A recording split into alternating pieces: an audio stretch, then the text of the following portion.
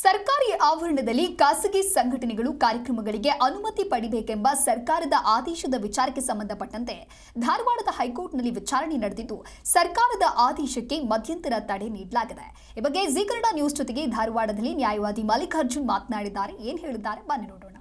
ಸರ್ಕಾರಿ ಸ್ಥಳಗಳಲ್ಲಿ ಅನುಮತಿ ಕಡ್ಡಾಯ ಎಂಬ ರಾಜ್ಯ ಸರ್ಕಾರದ ಆದೇಶಕ್ಕೆ ಇದೀಗ ಧಾರವಾಡ ಹೈಕೋರ್ಟ್ ತಡೆಯನ್ನು ನೀಡಿರುವಂಥದ್ದು. ಈ ಕುರಿತು ಮಾತಾಡಲಿಕ್ಕೆ ನಮ್ಮೊಂದಿಗೆ ಇದೀಗ ಅಡ್ವೊಕೇಟ್ ಸರ್ ಇದ್ದಾರೆ. ಅವರನ್ನೇ ಮಾತಾಡ್ಸೋಣ. ಸರ್, ಈಗ ಸರ್ಕಾರಕ್ಕೆ ಯಾವೆಲ್ಲ ಸೂಚನೆಗಳನ್ನು ಕೊಟ್ಟಿದೆ ಅಂತ ಹೈಕೋರ್ಟ್?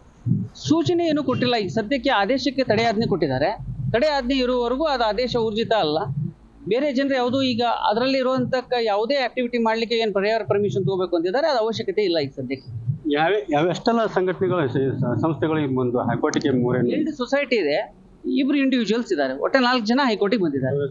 ಒಂದು ಪುನಶ್ಚೇತನ ಸಂಸ್ಥೆ ಅಂತ ಹುಬ್ಬಳ್ಳಿದಿದೆ, ಇನ್ನೊಂದು ವಿ ಕೇರ್ ಫೌಂಡೇಶನ್ ಅಂತ ಅದು ಹುಬ್ಳಿದು, ಒಬ್ರು ಪಾಟೀಲ್ ಕುಲಕರ್ಣಿ, ರಾಜು ಪಾಟೀಲ್ ಕುಲಕರ್ಣಿ ಅಂತ ಧಾರವಾಡದವರು, ಒಬ್ರು ರಿಟೈರ್ಡ್ ಟೀಚರು, ಇನ್ನೊಬ್ರು ಉಮಾ ಚವ್ಹಾಣ್ ಅಂತ ಹೇಳಿ ಅವರೊಬ್ರು ಬೌದ್ಧ ಪ್ರಚಾರಕರವರು ಬೆಳಗಾಂದವರು.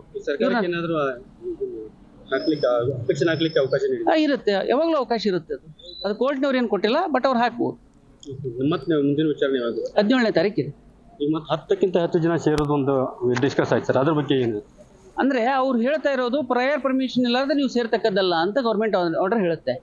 ಈಗ ನಾವು ವಾಕಿಂಗ್ ಮಾಡ್ಬೇಕಾದ್ರೆ ಒಂದು 10 ಜನ ಒಂದು ಗ್ರೂಪ್ ಇರುತ್ತೆ, ವಾಕರ್ಸ್ ಗ್ರೂಪ್ ಅಂತ ಇರುತ್ತೆ, ಯೋಗ ಗ್ರೂಪ್ ಇರ್ತಾವೆ, ಅವು ರಿಜಿಸ್ಟರ್ ಆಗಿರಲ್ಲ. ಬೆಳಿಗ್ಗೆ ಯಾವುದೋ ಒಂದು ಪಾರ್ಕ್ ಯೂಸ್ ಮಾಡ್ತಿರ್ತಾರೆ ಅವರು. ಅಂಥದಕ್ಕೆ ನೀವು ನಿರ್ಬಂಧನೆ ಹಾಕೋದು ತಪ್ಪು ಅಂತ ನಮ್ದು ವಾದ. ಅದನ್ನ ಸದ್ಯಕ್ಕೆ ಹೋಗಿ ಕೋರ್ಟ್ಗೆ ಪ್ರೈಮಾ ಫೇಸಿ ಹೌದು ಈ ಗ್ರೌಂಡ್ ಇದೆ ಅಂತ ಅನ್ಕೊಂಡಿದ್ದಾರೆ.